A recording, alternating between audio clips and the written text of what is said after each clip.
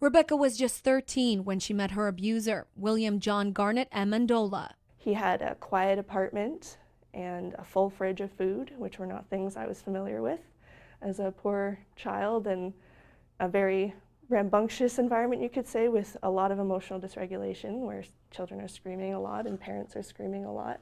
Quiet is something you appreciate. Rebecca says John was her parents' drug dealer, and when she met him, she was confused and hurting, growing up in poverty and feeling neglected by her family. He had a lot of things that I really longed for, and above all, it seemed he could provide the materials that I thought I needed in order to get ahead in life. Over time, she says John convinced her to move in with him, telling her he would support her as a father figure as she furthered her education, something that Rebecca wanted more than anything else. I needed to get through school, I needed to get through university, I needed to get some kind of post-secondary education in order to advance in life, have a career.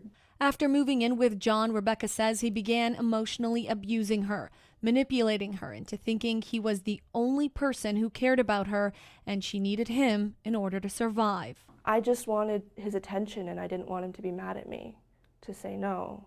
The physical abuse started when Rebecca was in grade 9. He just also had me convinced that I deserved it because I was being a misbehaving child. I was acting out, and so I was being punished.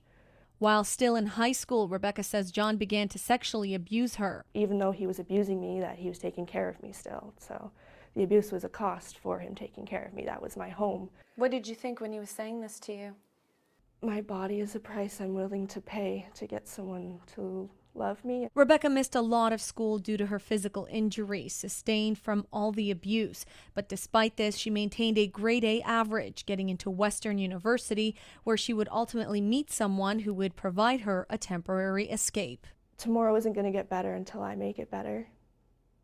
And so I need to do that. I have somewhere to go finally. Eventually reporting to police the emotional, physical, and sexual abuse she endured for 6 years. I decided that it was the right thing to do. I don't feel that way anymore. Why don't you feel that way anymore? It destroyed me.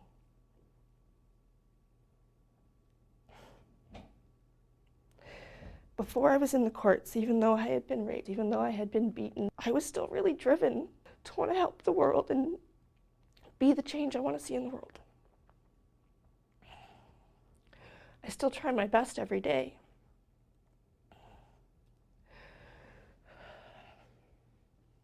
But I also deal with much more suicidal ideation on a daily basis than I ever used to because of how much going through that system ripped me apart. It's been over 3 years since I reported what I've been through, and it took me almost 3 years from getting out of the abuse to be able to do it because it was hard. That clip from a video blog that Rebecca titled My Torture Story, as she chronicled her lengthy journey through the courts, a journey that took her through the 4 seasons for years before her abuser was finally convicted. Not ready to go ahead. There's issues with the pre-sentencing report. A little bit surprised I made it this far. There are not words for how mad I am. And it's December 12th, middle of winter. Heading to the courthouse. Hopefully won't be there forever. Dr. Annalise Trudell, the manager of education, training, and research at ANOVA, says it is common for sexual assault cases to drag out. On average, it takes about 2 years to process a sexual assault allegation or charge in that way. And so that's 2 years of sitting wondering, what's the outcome going to be?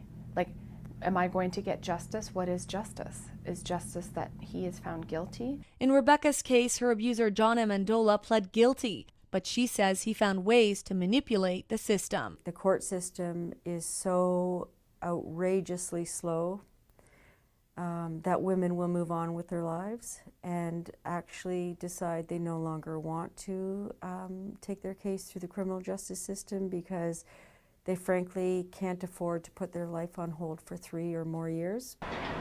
It's over. The judge basically summarized the entire case and it took forever. Rebecca's abuser was eventually convicted and sentenced to 5 years in prison for sexual exploitation of a young person and assault with a weapon. But he has appealed his sentence on the grounds that he believes it was too harsh. Justice is very much like beauty. It's in the eye of the beholder. it changes from one person to the next. So there was no way I could possibly get justice. The only justice that could be had is whatever the judge determined. We have to be really clear with survivors, what does healing and justice look like for them? Because I think what we've seen over the last couple of years is some clear failures of systems for sexual assault survivors. And no wonder less than 10% report. Today, Rebecca struggles with complex post-traumatic stress disorder. And it's been much more difficult than I would expect because I'm exhausted. I have tapped all resources that I have up to this point, and so I feel like I'm working on no energy and no mental gumption, but just suicide isn't an option, so I have to keep trying. Reta Ismail, CTV News.